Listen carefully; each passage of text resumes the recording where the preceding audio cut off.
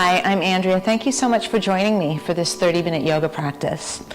You might note, if you do these practices with me often, that there is kind of a conspicuous different prop here, a bolster. Now, if you don't have a bolster, it's not a big deal. You can pull a cushion from your couch. I often do that, maybe even like a sturdy pillow or two to serve as your bolster.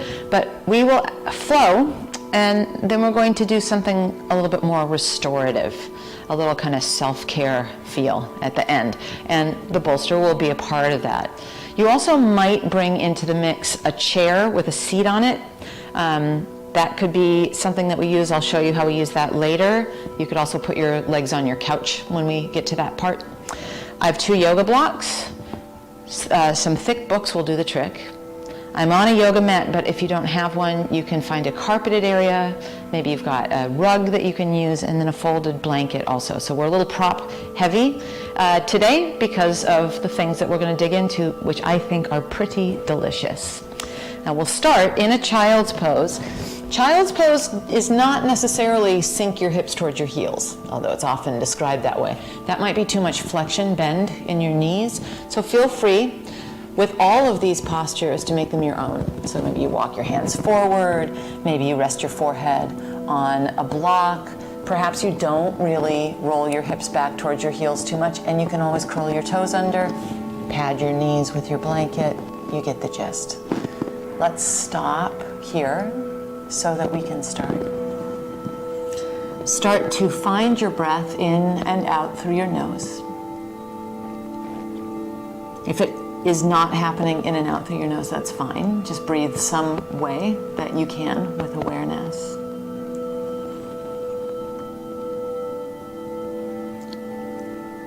Three silent moments here.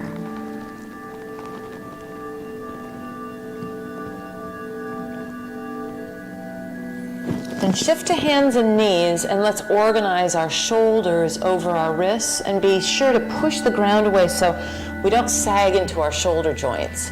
We're using muscles to create a little bit of what's called protraction in our shoulder blades, just feeling those slide away, and we fill out that space in between our shoulder blades.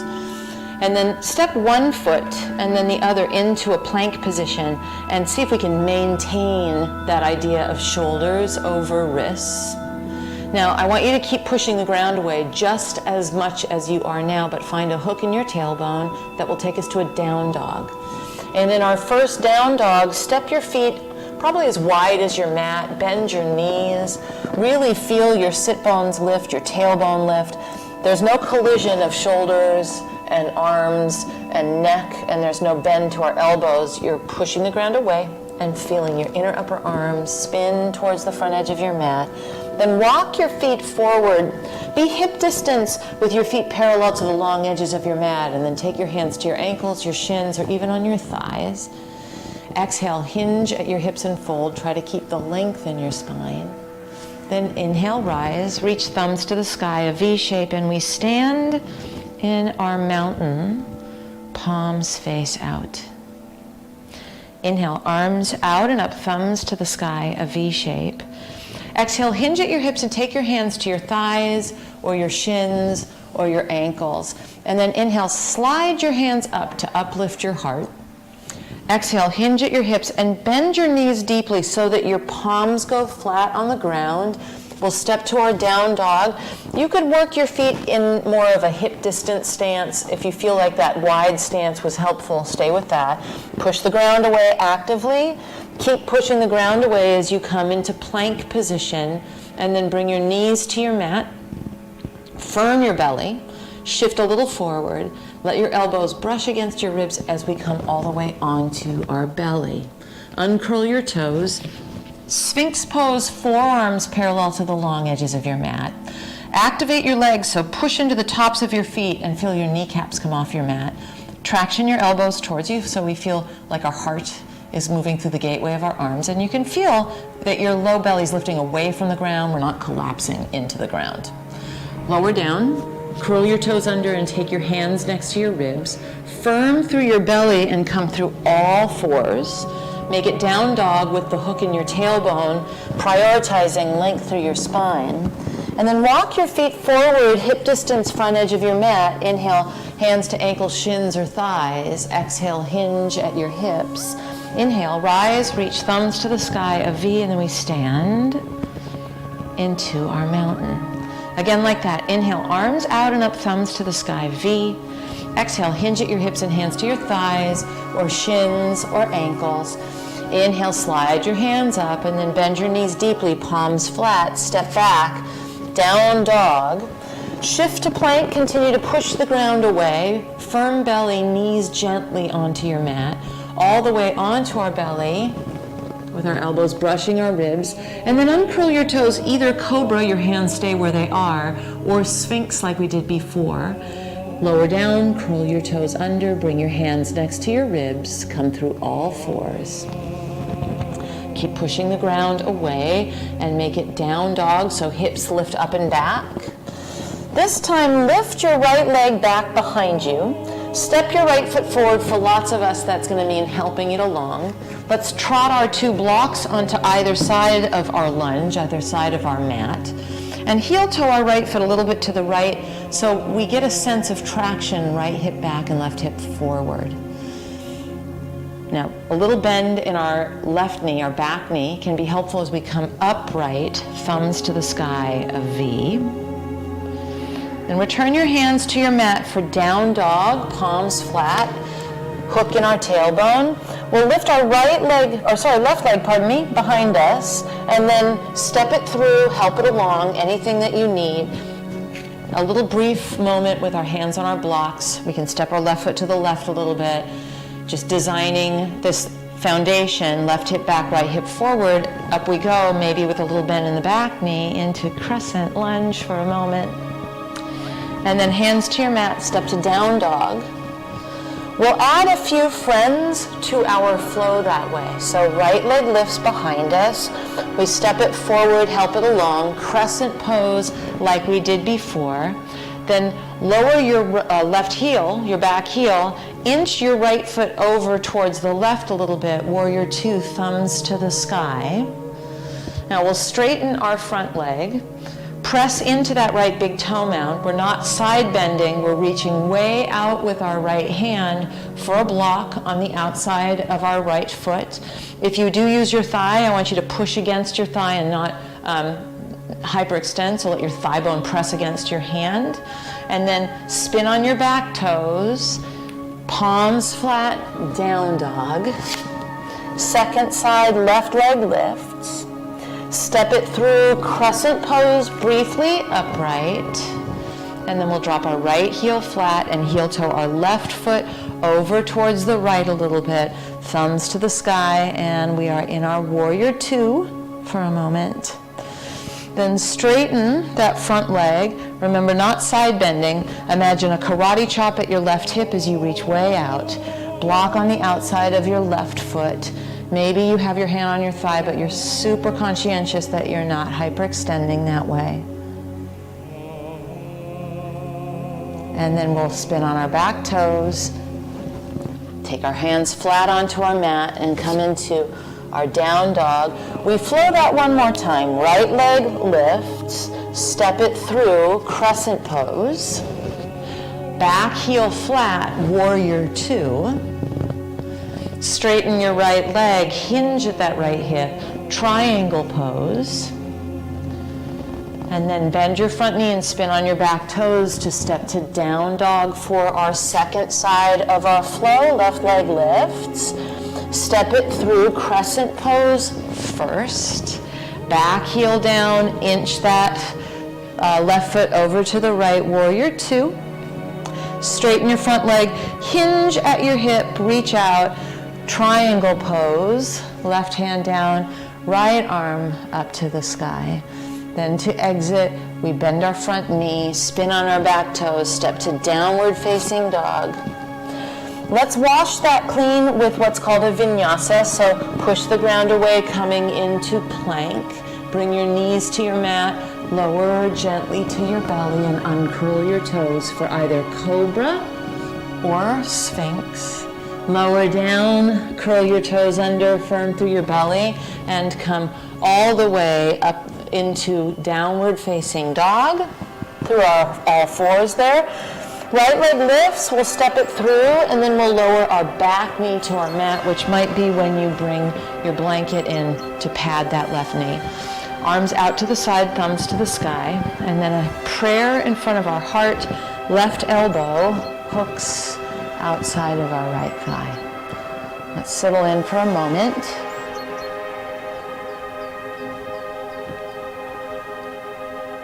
Every inhale, grow a little taller and longer through the crown of your head. Every exhale, it's just a little loving nudge into a twist.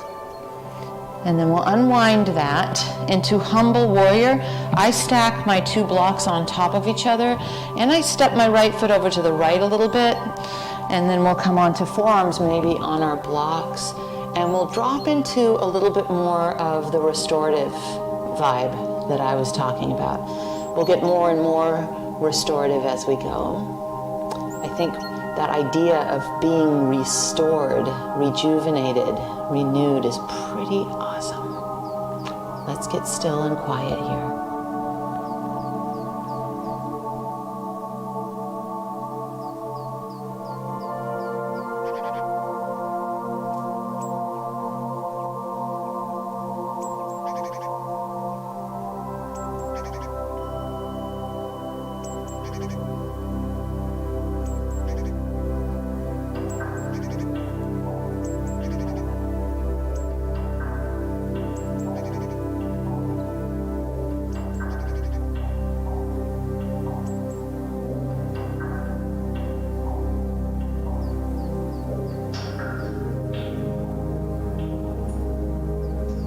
Last couple moments in our humble warrior.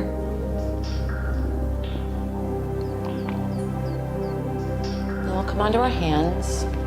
Straighten our right leg. If it's feeling like you want some padding, trot that blanket underneath or towel underneath your left knee. And then let's get long in our spine. Let's think about when we did that prayer twist at the very beginning and we were lengthening through our spine, and bring that.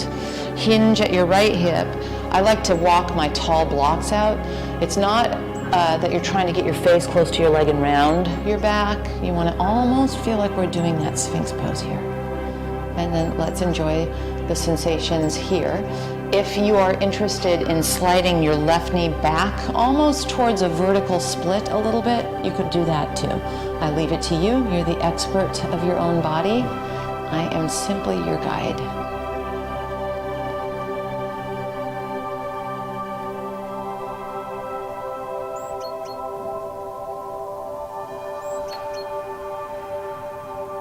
"30 seconds of silent stretch meditation here."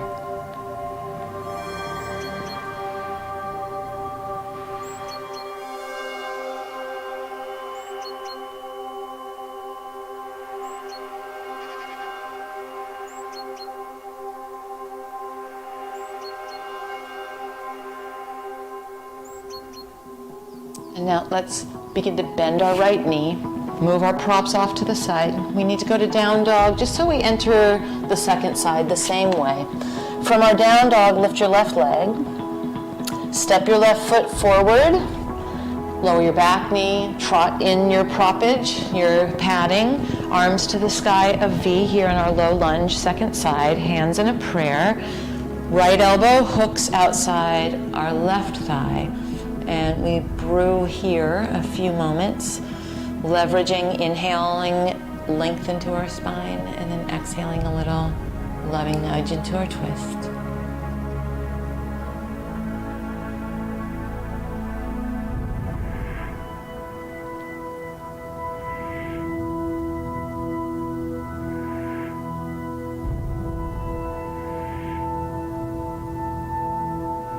Then we unwind and stack our blocks.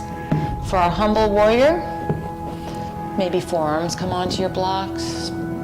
We start to really mellow things out. You could even move in the direction of making your exhales a little bit longer than your inhales, emphasizing that relaxation side of our nervous system. Even doing something called toning your vagus nerve.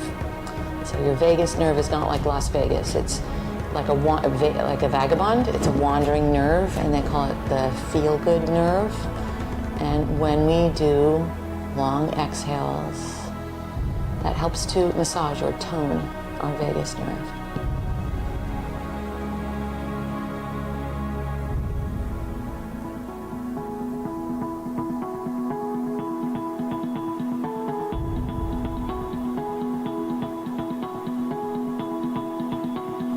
We'll come up onto our hands and do our hamstring stretch. So left leg straightens, and I'm going to frame my left leg with my blocks. Remember that we want to find length as we inhale, and a hinge could be your exhale. And why not stay with toning your vagus nerve while you're stretching your hamstring, right?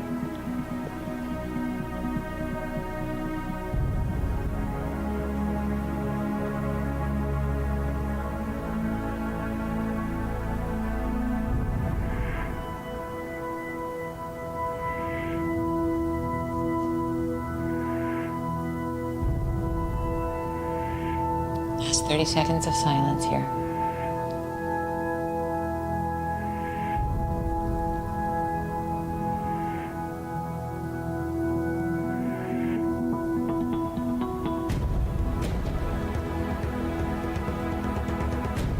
And bend your left knee, swoop it back. We're on our hands and knees. Move your blocks off to the side and grab whatever you're using as your bolster. And I will turn mine sideways. Pretty cute sleeping dog there, wouldn't you say? And I am going to sit side saddle off the side of my bolster, but with it up against my right hip. And I've got a little bit of a scissoring of my legs. So my right knee is forward of my left knee. I'm going to reach out with my right hand to establish some length here. And take my left arm up and over and hold on the forearm there, and just a little bit of an extra juicy stretch. Once I find the extra juicy stretch, I will frame my bolster. So do this with me. Turn your chest towards your bolster.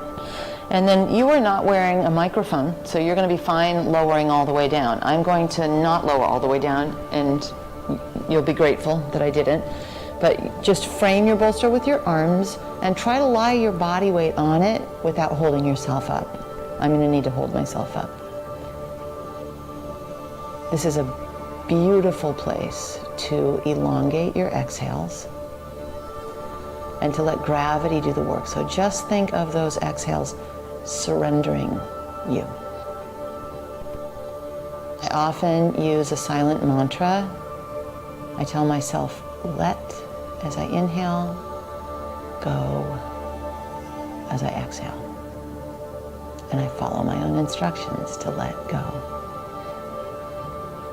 A full minute of silence here, letting go.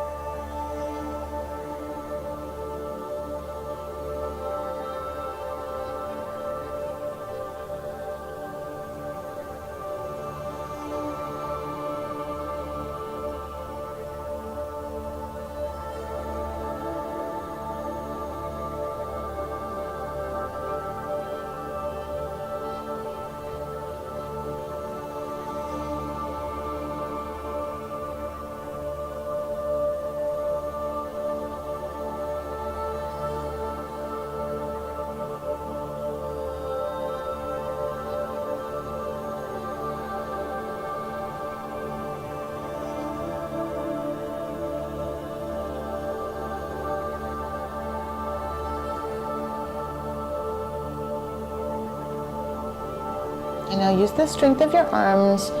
Carefully bring yourself up from this side. And we'll switch sides. I'm going to move my bolster and then take my left hip against the side. Remember, we're not sitting on top of it. Left arm will reach out for that long stretch. Take a hold of your right forearm. Just give a little extra tug of love. And then turn to face your bolster, framing your bolster. And you who are not wearing microphones will lower all the way down. And then just see if you can breath by breath, negotiate not holding yourself up, finding a surrender, a let go. We'll have a full, silent, meditative minute here.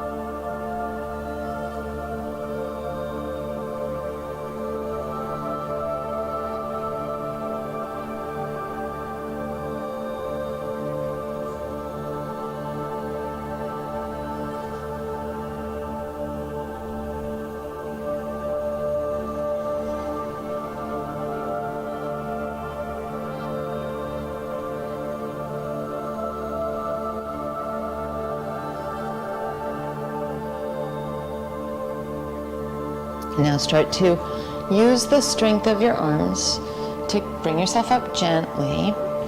We'll continue to use our bolster. We also will use our 2 books. I will set this up once again sort of off my mat, but so that you can see me. There are a couple of different ways in which you might use the bolster, and there is one way in which we'll use our blocks, which is to support our thighs. So I've got the bottoms of my feet together. I'm not sitting on my bolster, I'm sitting right in front of it. This is one way to lie onto it.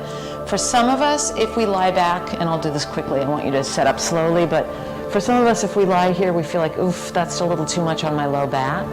And so what you might do is instead place the cusp of your bolster, or whatever you're using as your bolster, in between your shoulder blades. And I know for a lot of people, this is much more heavenly. If you are doing either of these and you want your head elevated a little bit more, you can trot in your folded blanket. Just roll it up underneath your head like a pillow. With the bottoms of your feet together and your knees out to the side, support your thighs with your blocks. And then let's find that sense of let go and surrender in a new shape. We will take 2 minutes of silence, starting now.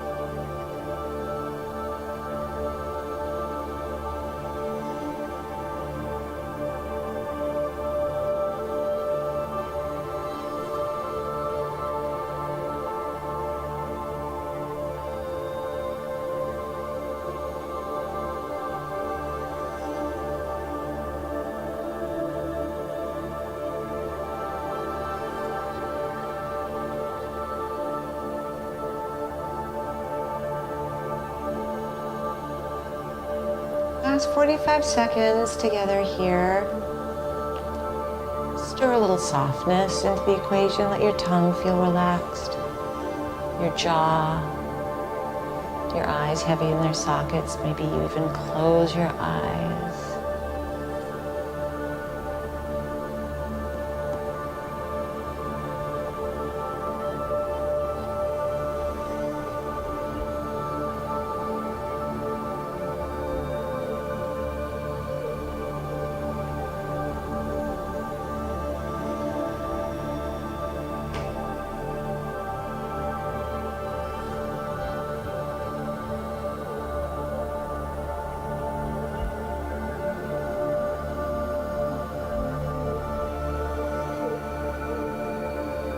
stay where you are and listen to me for a moment. The way that we'll end our practice is going to be up to you. It's going to be, I'm going to give you a bunch of different options. Now, first from here, help along bringing your knees together. So hold on to the outsides of your thighs, bring your knees together. You might discover, oh, you know, it didn't feel like much at the time, and now it feels like quite a bit. Now, one option is to do your Shavasana on your bolster. So you could either knee your knees together, so opposite of what we just did, or straighten your legs out. And if this feels delicious, stay with it. You might decide that what you want to do is come off your bolster and lie down on the ground, and maybe even do one of two things. You could put your bolster on top of your thighs as you lie down.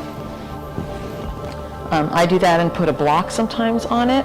Or you could slide your bolster underneath your knees and lie down this way. Lastly, I offer this up. I mentioned you might have a chair with a seat. You could put your shins on top of that chair. You could put your shins on top of your couch.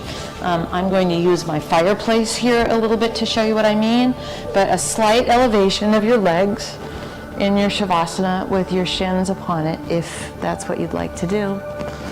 So again, it's kind of cool. You get to decide. You might even decide to just sit and meditate. But a longer Shavasana for us today. Settle in and we'll get quiet and rest and digest.